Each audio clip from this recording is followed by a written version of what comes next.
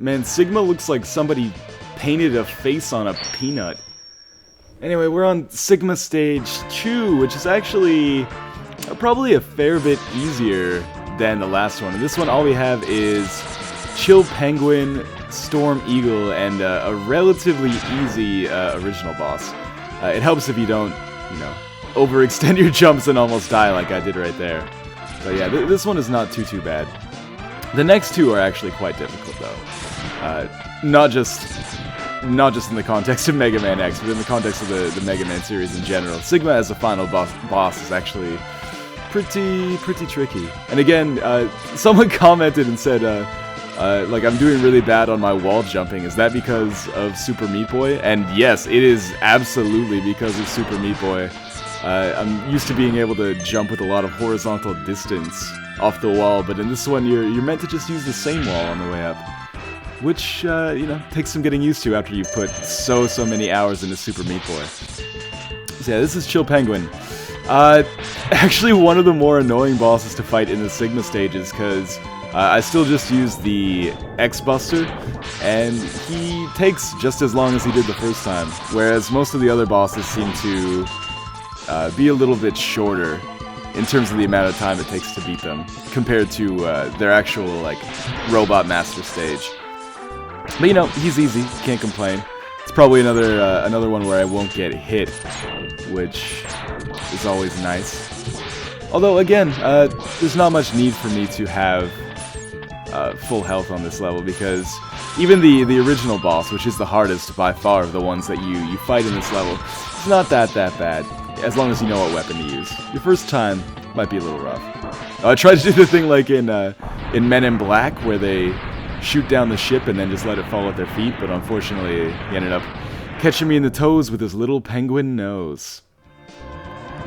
Yes, that did rhyme, and no, it was not intentional. Alright, so we'll just assassinate that guy before he can get into his giant mech. And then, yeah, take damage needlessly as I saunter down the hallway here. Really, I should just be running ahead, but I'm trying to take out these enemies, see if maybe I can refill my health. Although, again, I just mentioned that's not really necessary. You know, it's just kind of an OCD thing. I like to see that bar at its maximum potential. Oh, I gotta be able to make this jump. Yeah, there we go. I always feel bad for those guys. It's like, learn how to use those suits. It's so easy. All you do is hit the A button, or the X button. Oh, and there you go. Mine broke. Alright. So this should be interesting. Just get out of there. Oh, that's not even fair. You can jump that high? Oh, well. So, you know, you take the left side on this path unless you're a fucking masochist, because those red turrets that slide up and down the wall are just so fucking annoying. I mean, on this they can still shoot you, like, through the wall, but that's not really a huge deal in the whole scheme of things. Maybe I should just kill this turret instead of just running right by it. Maybe this one will drop some health for me before I fight Storm Eagle. Storm Eagle, yeah, yet another Robot Master who uses his own children to fight you. Or her own children? I mean, it kind of looks like Storm Eagle has some nipples going on there. Not that men don't have nipples, but, you know. Maybe Splash Woman wasn't the first female Robot Master. What makes a robot a female, anyway? I don't even want to think about it. Does it mean female robots have ports instead of cords? I'm not even going to waste my time trying to shoot him out of the air, because I will actually lose all of my health and die. But I wish this motherfucker would stop swooping. Thank you. Oh, did I shoot him once and he's like, fuck this, I'm going back to my old MO. Jeez, I'm gonna be here for 10 fucking minutes if he doesn't stop this. I've demonstrated that I can dodge this attack reliably. Please change to something else. Even the same direction almost every time. Come on. Alright, here we go. He's back. Just throwing up his kids on me. And then he's gonna go in for the swoops again. Alright. This is not a speed run, to say the least. Alright, here we go. Now I should be able to do some actual damage to him.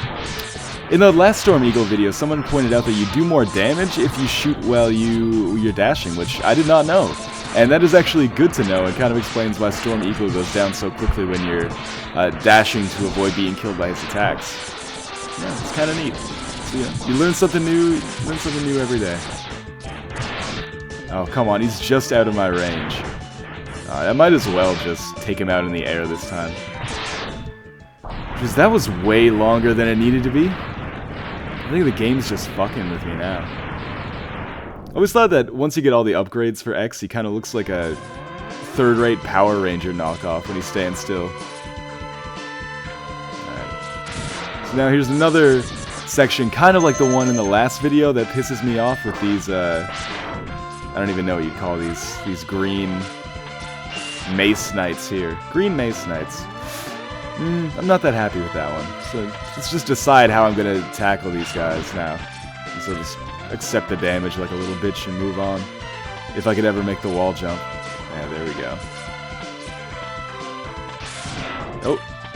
The bats are good because they have a high drop rate, I think. So particularly if you're low on health, the bats can be nice to have around. As you can see right there. It's actually one of the reasons why the Armored Armadillo stage is one of my favorites, because there's bats everywhere. I should really just use Chameleon Sting again and get by this, but is it laziness? Am I trying to show off? Not really. I guess it's just laziness.